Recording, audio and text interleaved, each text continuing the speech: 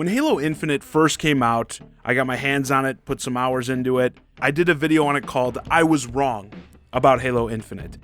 Because after all the drama leading up to this game's release, the delays, it was originally supposed to be a big launch game for the Series X, didn't end up actually coming out until a year later, the infamous Craig meme, not to mention, I'm just not a fan of 343. I don't think any of their mainline Halo games were very good, so I had reasons to not have high hopes for this game, and I made them known. I bashed it leading up to release.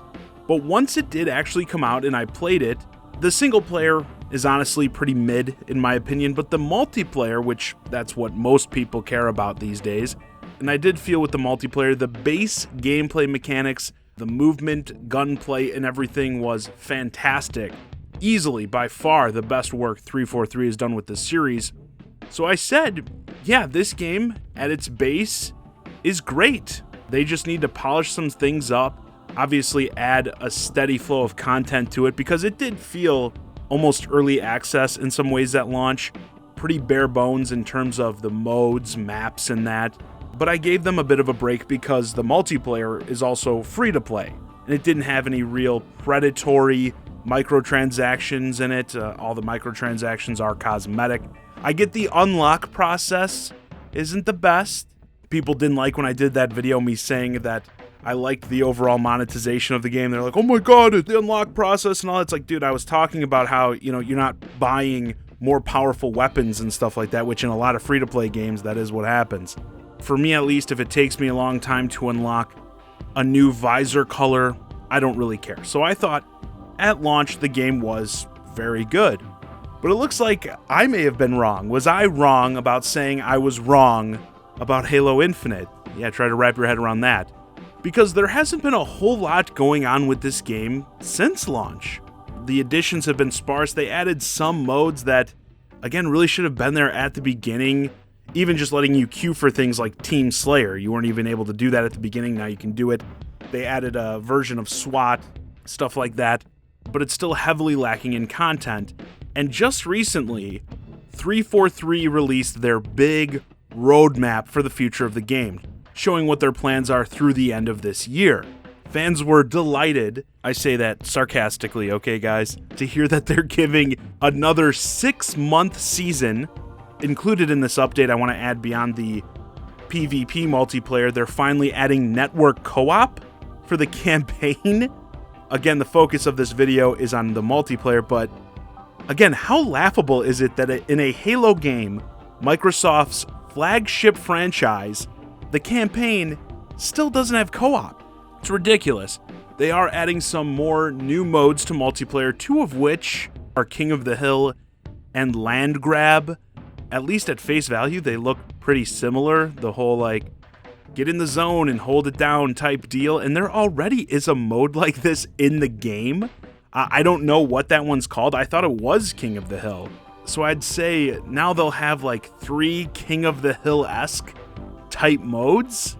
Amazing. I'm sure many were thrilled about that. And then there's Last Spartan Standing, the BR mode. They caved. It didn't take them long either. Many people, myself included, argued that Halo didn't need a BR. Back at launch, some still argue it doesn't need a BR. Myself, I'll admit, this game needs literally anything interesting. I'll take anything. And this is by far the most interesting thing, sadly, in this update. And it does reek a bit of desperation, like a last-ditch effort to pull those people in, your BR fans, which will make even more sense when I talk about the current overall state of the game. And then there was the thing that really prompted me to make this video. 2, count them, 2 new maps are set to be added to this game by the end of 2022. And like I said, there haven't been any maps added since launch, and there were very few at launch. If you want to know just how few maps there are in this game, I saw this little factoid floating around, which again, after reading it, I was like, I have to do a video talking about this. I want to read this whole thing word for word to just let this all sink in. Again, this is after the announcement that we're getting 2 more maps by the end of the year. This officially means that not only did Infinite launch with the least amount of maps, but it will also have the lowest new number of maps added in post-launch DLC. Maps at launch: Halo 1, 13, Halo 2, 12, Halo 3, 11, Halo Reach, 13, Halo 4, 12, Halo 5, 18, Halo Infinite, 10. 12 months after launch: Halo 1, 13, Halo 2, 16, Halo 3, 14, Halo Reach, 19, Halo 4, 21, Halo 5, 27, and Halo Infinite will be 12. How in the hell is this possible? The latest Halo lacking in content compared to the original Halo. You have the audacity, Microsoft, to call this game Halo Infinite? Doesn't seem very infinite to me. This is a game, like I said in my first video, that benefited from its big 1-year delay, but now it looks like that 1-year delay needed to be at least 2.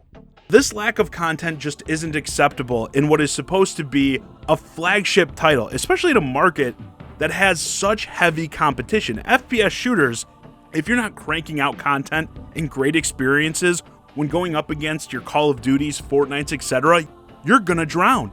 As it seems, this game already is. Let's talk about where they're at in terms of the player base, fans right now. Pretty much all of the reactions I've seen to this recent update have been heavily negative. The BR, I will admit, I think can pull some people in the short term, but it's been my position, it was my position when, again, Halo Infinite first came out. In terms of a BR mode saving this thing, I think there are already plenty of games that do BR as their main focus who are going to do it better, and Battle Royale players are not only playing, but they are invested in these other BRs. They bought all their dumb skins and stuff in those games. Fortnite, oh, I gotta dress up as Spider-Man.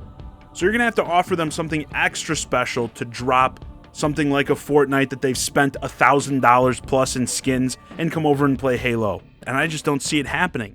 In terms of the current player base and interest in the game right now, one of the good things, perhaps bad things, if you're, say, a Microsoft employee, about them putting their games on Steam, as we can track the active player numbers on the platform. And Halo Infinite, would you be surprised to hear, is not very good. It's currently, at the time of this recording, number 127 on the Steam charts in terms of active player numbers, with a monthly peak of around 10,000 active players in the last month, and an average of around 5,000 active players. Now, before I even go any further, because I know there'll be the basic bitch, low IQ defenses of these abysmal numbers, so let's riggedy wreck those right away. Well, ChiGuy, Steam is only one platform. You know, this game's also on Xbox. People are possibly playing it on PC through their Game Pass launcher. True, but here's the thing. When this game launched in November, it had an average of over 100,000 active players on Steam. Obviously, games lose players after launch, that's normal, but this is a big drop and a consistent one. The player numbers, if you look at the game month to month, we're basically getting cut in half until it's bottomed out into this like 5 to 6K active player range. So it's not crazy to think that while this is again one platform, that similar things haven't happened on the other platforms. But let's go even further, because again, Microsoft is putting a lot of their games on Steam. They have other online multiplayer games on there that are also on Xbox and included with Game Pass. Sea of Thieves has all the same reasons, the same excuses to have a lower player number on Steam as Halo Infinite. In fact, even more, because on Steam, Sea of Thieves is a paid game. So how's Sea of Thieves doing? Sea of Thieves is currently number 52 on the Steam charts, with around 15,000 average active players in the last month. And you look at their history, they're getting some gains here too, which is nice. The game's been out for a pretty long time now, so it looks like it's finding its audience and actually kind of building it up.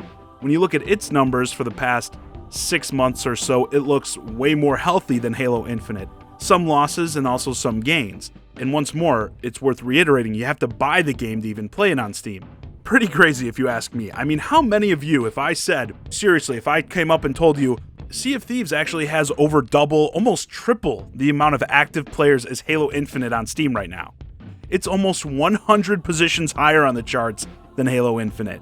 I mean, if I just walked up and told you that, would you have even believed me? Would you have believed Sea of Thieves is just absolutely crushing Halo Infinite like this on the Steam charts? Is this even something you would have thought possible? I mean, going off these numbers, maybe Sea of Thieves should just replace Halo as the iconic Microsoft IP. It's beating its ass. Such a joke. And I'm not trying to knock Sea of Thieves here. I actually think it is in a good place and deserves to do well. But given all the factors, especially just the name recognition of Halo, this shouldn't be happening. Personally, I think this is the beginning of the end for this game. Like I said, the BR, the Battle Royale, seems like a desperate attempt to pop some player numbers.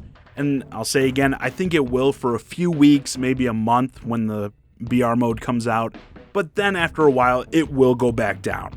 And it almost seems like they're already throttling it back. Again, 2 new maps in the first year in the Halo that launched with the least amount ever.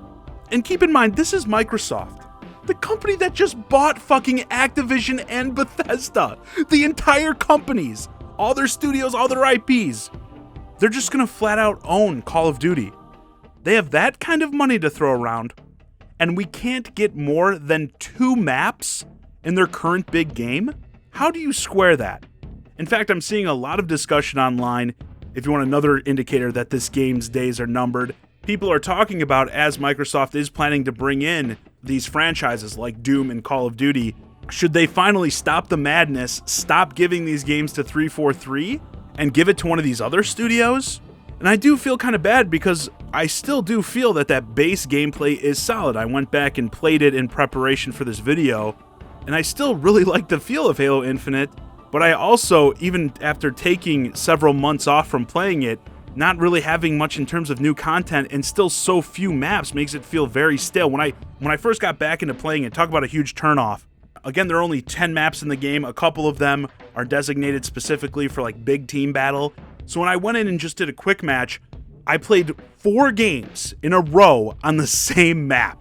I mean, when that third match started, I was like, really, this map again? And then the 4th match, I was just like, get me out of here. It's just not good enough. Again, especially for a flagship title. And this also brings up something in regards to these other studios that I've also mentioned I worry about in the videos where I've discussed all these big Microsoft acquisitions. I feel many of these studios that Microsoft already owns are mismanaged.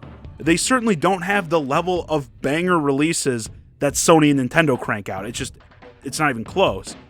And I do worry about this sort of Microsoft curse carrying over to these new big players, Bethesda and Activision, once they're fully in the fold.